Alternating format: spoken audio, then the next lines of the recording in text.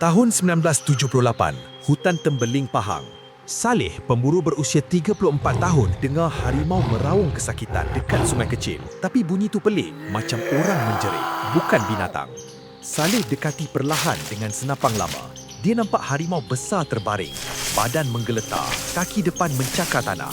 Bau busuk bangkai bercampur bau darah segar memenuhi udara. Tiba-tiba, bulu harimau mula luruh. Tulang berbunyi retak, kaki depan jadi tangan manusia dengan kuku panjang hitam. Muncung harimau mengecil, gigi taring memendek. Saleh terpegun. Makhluk itu sedang berubah jadi manusia. Wajah manusia terbentuk sepenuhnya. Saleh kenal muka tu, Pak Doklah, bomom kampung yang mati setahun lepas. Mata Pak Doklah terbuka, merah menyala, pandang terus ke arah Saleh. Suara garau keluar, "Kau nampak aku?"